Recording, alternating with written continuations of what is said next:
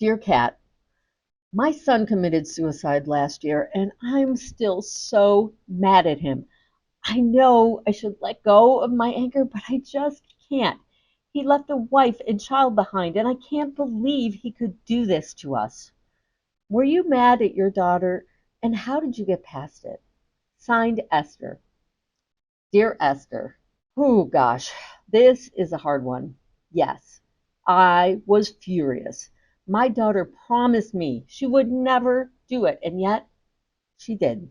The day she died, I went into her room and I yelled and screamed at her. How could you do this? You promised. I ripped her posters off the walls and I tore them up. So many faces and emotions with grief. But suicide is one of the few types where our rage is actually directed specifically at our loved one. I eventually made peace with it by accepting these two truths. Number one, her choice had absolutely nothing to do with me. It was her own private hell that she was living that drove her actions. As much as she loved me, and she did love me, her own unbearable misery was much bigger than her concerns for me. In fact, she wasn't thinking about me, or anyone else for that matter, at all when she did this.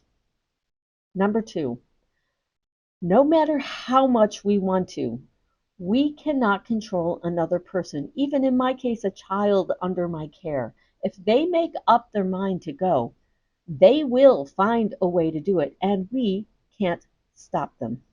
A few days before she died, I literally slept on the floor outside her bedroom so she couldn't slip away in the night without me knowing it. So, yeah, that probably helped for a night or so, but eventually I needed to sleep and then migrated to dozing in the chair by the front door.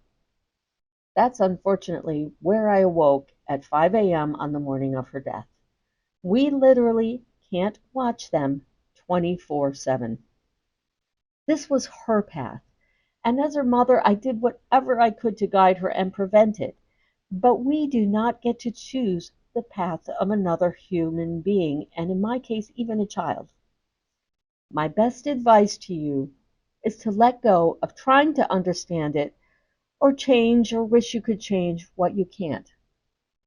Instead, focus on his wife and your grandchild. Pick up the torch for him where he laid it down. Love and nurture them in the way he dreamed for them before he lost his grip on his pain. Try to have compassion for him and recognize that he was completely mentally exhausted, overwhelmed, and hopeless when he made his decision and possibly even mentally incapacitated. I know in my heart that my daughter is sorry for what she put me through, and maybe you can decide in your heart that if somehow you could speak to your son right now on the other side, he would tell you too how sorry he is. Remember him as that beautiful and loving soul you raised before things went bad.